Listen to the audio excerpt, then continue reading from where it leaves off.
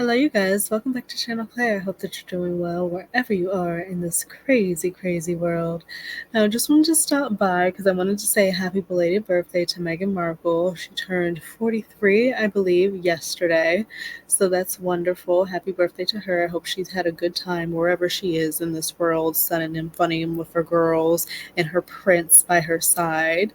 But they've really been doing a lot here lately. Last week, Prince Harry did his tabloid on trial. Or was it 2 weeks ago? Time is moving so fast. But he did his interview with Tabloids on Trial where he revealed to us, which we kind of already knew, that the media is a huge reason and a big reason of the rift between him and his family, which is really, really sad that they've allowed that to take place. And now we have Harry and Meghan doing their own interview together, talking about online bullying and Meghan and her past ideations and how they're trying to make the internet a safer space because mental health is important and social media, whether we like to admit it or not, it does play a big role in mental health. And that's just what it is here in 2024. We are have chronically online people. Social media is a huge part of your life and you're on it maybe, multiple times a day. It is what it is. And imagine being someone like Meghan Markle, damn, you can't even get on the app and just scroll. Next thing you know, you come across something of somebody attacking you, every part of your being at just a glance, at a click, it just comes up on your screen.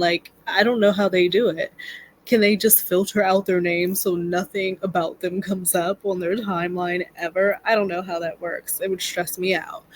So they've been doing a lot. I also saw that they have been invited to Colombia, I believe. Let me get that right. I believe it was Colombia.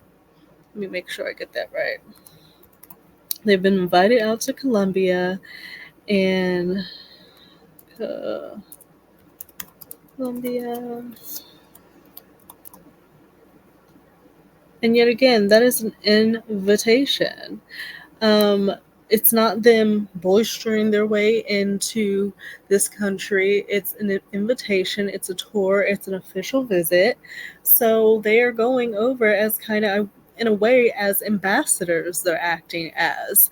And these countries want them to be over them and to show them their way of life in their country and wine and dine them and celebrate them and show them around and give them the best of the best while they're there. I mean, I would go shit. So I don't think it's an issue. Of course, they're going to get criticized because people are saying they're not royals, so why are they doing tours and acting like they're royals? But in reality, they're just really doing charity, bringing attention to different things. They're being socialites, pretty much. They're being socialites. That's what they do. They're being celebrity socialites. That's what they are now. And I mean, it's a hell of a lot more of what's happening over with the whales. I mean, the last we saw Catherine, she looked wonderful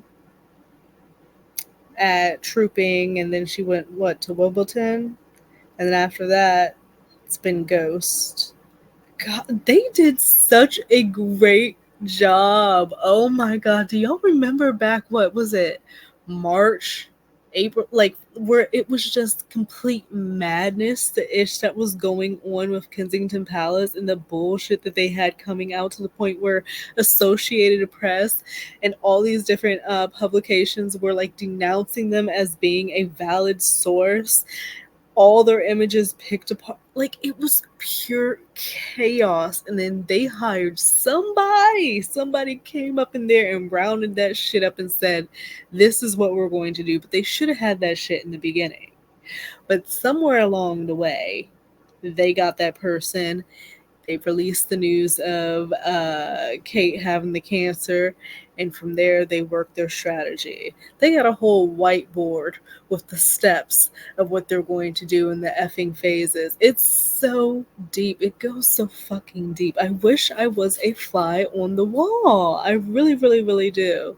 Because how do you go from all of that to like all the doctored pictures, the picture of Kate in the car with her mom, the video of Kate walking fast with the fake William, just all of that, and then all of a sudden, we hear Kate's not going to be going anywhere for a year. We're not going to see her any public things for a year. Next thing you know, oh, she's going to be a trooping. Everyone obviously is going to expect. I feel like it's just human nature. Like everybody is expecting, since there was like all this build up, all this speculation around her, all this everything. We find out she has cancer. They're being super, super vague and hush hush about it. You're not hearing any updates of how her treatment's going, nothing, any of that. Then all of a sudden, oh, she's going to trooping. Oh, so she arrives at trooping. She looks phenomenal, better than when she even fucking left. And then nothing. And then she pops up at Wimbledon and then nothing. It's the strangest effing thing. But then people want to sit there and say that this is fucking normal, and it's just not. And I just wish I really knew what the F went down. There was all this speculation of William and Rose Hanbury, him being in an affair. It was madness. That was just a few months ago. So bravo to whoever that they hired, whatever team behind the scenes that started pulling the strings and said, okay, we're going to come in here and clean up your mess real quick for a nominal fee. Bravo. Y'all did brilliant. Keep them on staff. Never let them go, because they got y'all out of a whole rack of shit. What the fuck is William doing? Are they just, is it now for real the rest of the year they're not going to be doing any other engagements? I mean, then they had the kids going out to events at the Taylor Swift and taking the oldest boy out to football engagements and whatnot. Kate has not said anything to her patrons. Patronage is the stuff that she supports and sponsors or whatever.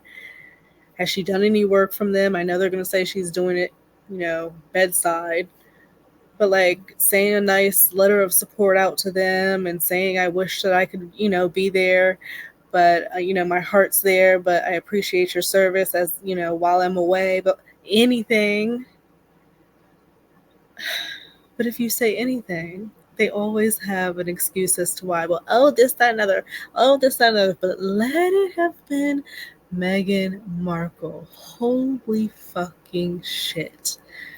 Oof. Oh my gosh. Oh my goodness. So yeah, this was their little video that they did. I don't want to get flagged. And one that none of them wanted to join. Most of the parents here have lost a child, directly or indirectly, as a result, fueled by social media use. That I would do it. Lost a child due to like social media use, an overdose of drugs, pushed actually a lethal. So it's not an army of parents yet, but what are your ambitions? I think you have to start somewhere. I think the simplest thing that anyone watching this or anyone who's able to make change, so look at it through the lens of, what if it was my daughter? What if it was my son? Exactly. And that's really very simple. But the thing is, people lack fucking empathy. They lack empathy. They lack being able to put themselves in somebody else's shoes. What if that was somebody that you love and someone was talking to them and treating you that way for no goddamn reason? How would you feel? My son or my daughter who comes home, who are joyful, who I love, and one day, right under my roof, our entire lives change because it's devastating. Because of social media, they lost their child. It's like something that was completely out of our control. And if you look at it through the lens as a parent, there is no way to see that any other way than to try to find a solution. So there you have it. I mean, they keep speaking out on what they believe in and what is right, their vision, mental health, social media. They have a path. I know that the Wales have their situation going on, and I guess at some point we're going to hear that Kate has made a full recovery, I'm hoping. and they're going to go about business as usual. But it's just like, it's all very strange. It's all very strange how shit went down with the Waleses. But in the meantime, we have Harry and Meghan who are going to do the tours. They're going to go out and meet with the diplomats and the officials of different countries and get invitations to go here and there. They're going to do the work in place of, instead of, and the other side of things hates it. They hate it because this is what William and Kate should be doing.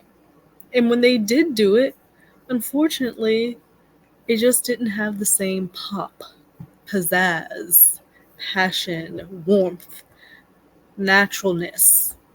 In my opinion, it just seemed forced, out of obligation, not out of wanting to truly learn and see and engage and have a new experience.